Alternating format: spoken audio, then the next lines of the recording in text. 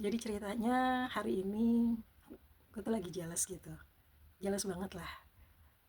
Gara-gara foto seseorang nih nongol di beranda gitu.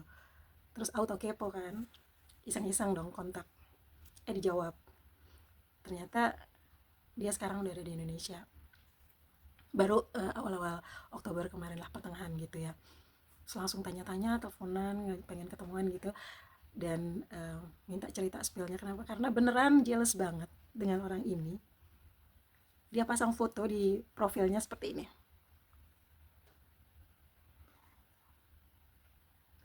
Di jalur Gaza, ya Allah. Dia emang dokter ya kan.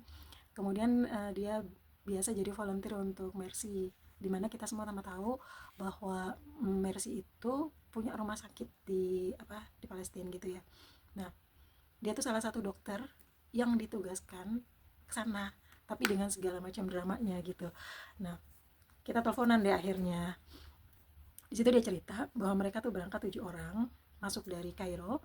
Nah, di Kairo itu estimasinya mungkin 1-2 hari, nggak sampai 1 minggu mereka bisa masuk ke Palestina melalui Rafah gitu ya, pintu Rafah. Tapi ternyata pada saat itu terjadi persoalan di pintu Rafah sehingga mereka tidak bisa lewat. Akhirnya mereka menghabiskan waktu sekitar hampir 3 minggu di Kairo, dan dari 7 orang yang ditugaskan itu 5 orang dokter, 2 orang perawat. Akhirnya yang perawat itu karena dia masa cutinya sudah habis harus pulang gitu ke Indonesia, tinggallah 5 dokter ini. Nah, mereka juga nothing tulus karena kan masa tinggal di Kairo itu hanya bisa 30 hari ya maksimum. Jadi oke, kalau memang ternyata tidak bisa untuk masuk ke Palestina, berarti mereka opsinya adalah pulang gitu. Tapi somehow di detik-detik terakhir 3 minggu itu, ketika batas waktu tinggal sedikit lagi, akhirnya dapat kabar bahwa mereka bisa masuk. Cuma tidak bisa langsung 5 orang sama-sama, hanya satu persatu. Dan dia, dokter Sari ini, masuk paling belakangan gitu. Intinya mereka masing-masing masuk dan ditugaskan di tempat yang berbeda-beda. Dan dokter Sari ini ditugaskan di utara, di tempat yang memang super konflik gitu ya, di tempat yang memang apa sih, yang sering diberitakan di media sosial selama ini gitu. Jadi kita cerita seru, selama dia cerita saya bilang oh I'm so jealous gitu.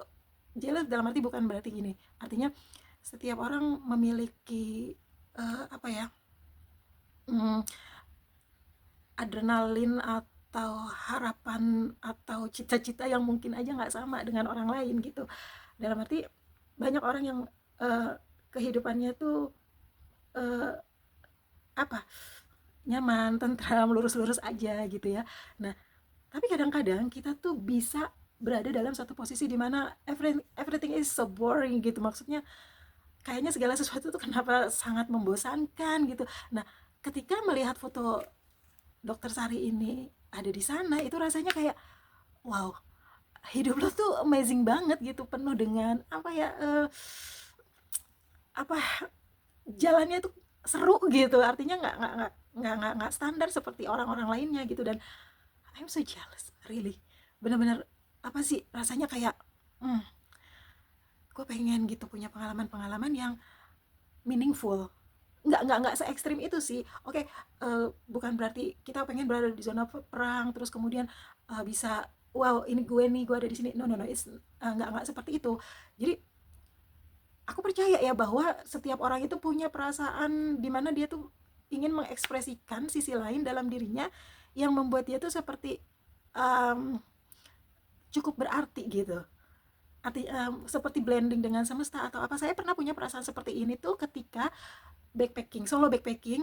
Dalam 1 tahun itu saya apa sih namanya, berkomitmen untuk bisa traveling sendirian, backpacking itu sampai 20 negara, sesuatu yang kayaknya nggak mungkin gitu ya. Nah, selama perjalanan itu, ketika semesta itu mengabulkan, itu rasanya seperti apa ya, itu salah satu hal terbaik dalam hidup yang pernah saya lewati. Artinya di dalam perjalanan itu kita bertemu dengan orang-orang yang nggak kita kenal sama sekali, kemudian mereka berbuat baik sama kita, menolong kita tanpa tahu latar belakang kita itu apa, latar belakang kita itu siapa, dan mereka menolong begitu saja gitu loh. Buat saya hal-hal seperti itu adalah keajaiban. Nah, sama juga seperti dokter Sari ini, kalau mendengar ceritanya itu amazing sih, dimana dia cerita begitu datang dia melihat kembang api dalam tanda kutip ya, jadi ada rudal gitu, dan mereka nunggu nih ada ambulan nggak ke rumah sakit gue. Kalau ada ambulan ke rumah sakit gue, oke, berarti dari tempat dia beristirahat dia harus segera berangkat ke rumah sakit dan menerima pasien yang datang dengan ambulan. Tapi kalau tidak ada ambulan masuk ke rumah sakit, lanjutkan tidur, lanjutkan istirahat. Kondisi-kondisi seperti itu mind blowing banget nggak sih? Jadi maksudnya lo istirahat gitu ya, kemudian ada bom, mereka mendengarkan apakah nanti ada ambulan, artinya ada korban, kemudian datang mereka bekerja menerima pasien dengan fasilitas seadanya, karena mereka itu masuk ke dalam tidak boleh bawa obat-obatan, tidak, hanya orang person saja yang boleh masuk. Jadi mereka juga nggak prepare apapun, jadi mereka menolong hanya dengan apa yang ada dan tersedia di sana, which is di sana itu memang sudah sangat kekurangan dan minus gitu. Ini gila sih. Jadi uh, kebayang gitu, terasa, karena saya pernah waktu backpacking itu yang di kepala saya itu memang apapun yang saya temukan di jalan ya sudah gitu loh. Kalau ketemu sesuatu yang baik alhamdulillah, kalau ketemu sesuatu yang nggak baik ya sudah, terima aja, telan aja gitu. Jadi tetapi nggak se ekstrim ini, ketika dia datang kemudian ada kayak kembang api, dia bilang ya dalam tanda kutip itu maksudnya adalah bom gitu ya. Nah, itu dia dengan tenangnya cerita ya, oh ternyata nggak ada ambulan ke rumah sakit dia, berarti ke rumah sakit yang lain atau ke tempat yang lain, berarti tidak ada pasien, dia lanjutkan tidur. Dan itu terjadi selama 3,5 bulan. Jadi dia tuh di Kairo 3 minggu, kemudian masuk melalui Aman Jordan, dari Aman Jordan dia stuck di situ 14 hari. Kenapa? Karena tidak boleh masuk semua dokter yang 5 orang itu langsung ke Gaza gitu. Jadi maksudnya ke Palestina gitu ya, karena mereka ditugaskan di tempat yang berbeda-beda. Nah, dia adalah dokter terakhir gitu, sehingga dia membutuhkan waktu yang lebih lama untuk tinggal di Aman Jordan gitu. Setelah itu somehow dia tinggal di sana 3,5 bulan dan sekarang pulang dengan keadaan baik-baik saja dengan segitu santainya. Tahu nggak apa yang terlintas di dalam pikiran saya waktu itu? Saya tanya, apa sih amalan lu gitu loh, gue jealous banget nih, maksudnya dia punya pengalaman yang nggak biasa gitu dalam hidupnya, dan saya itu orang yang selalu mudah iri dengan orang yang punya pengalaman nggak biasa gitu. Dan jealousnya saya tuh biasanya seperti ini, aduh lu gila ya, keren banget gitu, maksudnya nggak tahu ya, orang boleh punya persepsi macam-macam, tapi buat saya pengalaman-pengalaman seperti itu something gitu loh.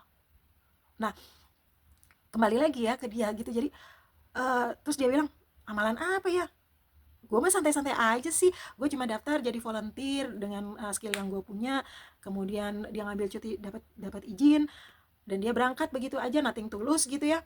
Dan mereka kan nggak dibayar karena volunteer, kecuali semua living cost dan lain sebagainya memang ditanggung. Jadi kalau apa namanya, kebutuhan pribadi dan lain sebagainya enggak, dia memang mengeluarkan uang pribadinya untuk kebutuhan dirinya sendiri, kecuali yang untuk kebutuhan selama di sana gitu ya. Nah, dia bilang, gue malah sibuk kayak misalnya nih ada dokter dari dalam, karena tahu akan ada dokter yang masuk ke dalam. Jadi ketika dia di Kairo, dia dititipin lah semacam kayak apa sih, um, misal kayak sepatu, terus dititipin hal-hal yang sebenarnya simple dan sederhana gitu ya, kayak gadget gitu ya.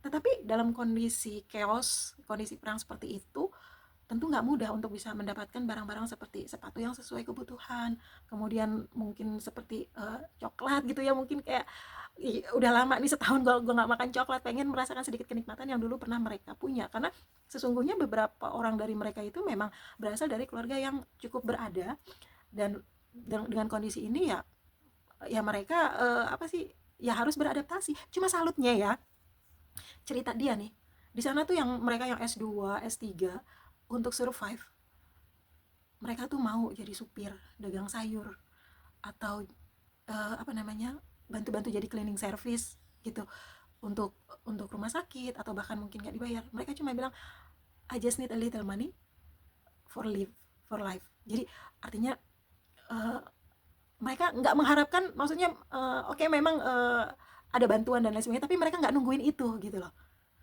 Mereka mau jadi tukang sapu, mau jadi supir, meskipun mereka pendidikannya tinggi gitu, itu nggak apa-apa gitu. Dan katanya, menurut kesaksian si dokter Sari ini, buat saya sesuatu yang amazing banget ya, mereka tidak overthinking. Artinya dengan kondisi seperti itu mereka nggak pernah tuh mengasihani diri sendiri sampai gimana-gimana gitu, nggak. Mereka yang penting, oke, gue harus kerja apapun itu untuk bisa membiayai kebutuhan hidup gue, at least untuk makan besok dan untuk keluarganya. Mereka cuma bilang, bisa nggak gue kerja di sini karena gue butuh beli makanan untuk gue dan keluarga gue nungguin. Nggak apa-apa mau jadi cleaning service atau apa, it's okay.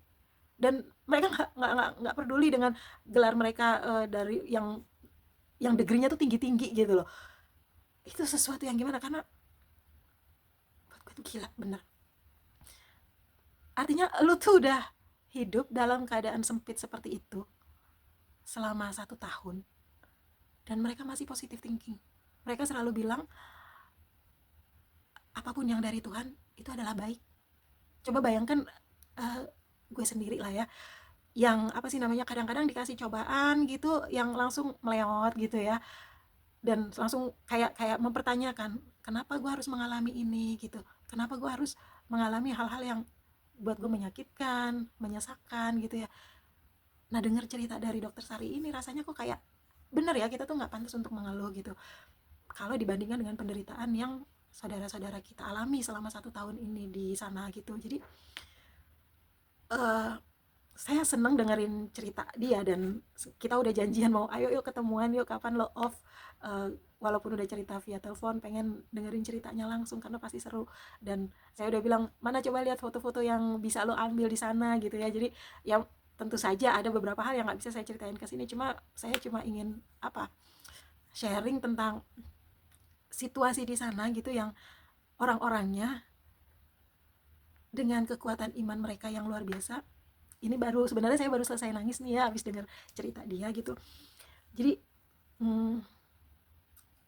bersyukurlah dengan situasi kita di sini, dimana setidaknya ketika kita uh, ada hujan atau kepanasan, kita masih punya tempat berlindung yang aman dan tidak terbayang-bayang dengan apa sih, hujan bom yang mungkin datang tiba-tiba gitu ya. Kemudian kita lagi tidur enak-enak, tahu-tahu rumah kita hancur dan keluarga kita hilang seketika gitu. Semua yang kita kumpulkan dengan kerja keras kita hilang jadi debu, dalam arti yang sebenarnya hilang begitu saja. Jadi ini luar biasa banget. Sorry kalau cerita ini mungkin nggak begitu menarik, tapi ya saya emang cuma ingin berbagi aja. Yang suka boleh, yang nggak juga nggak apa-apa. Makasih. Semoga kita semua berbahagia dengan apapun garis kehidupan yang Tuhan tetapkan untuk kita.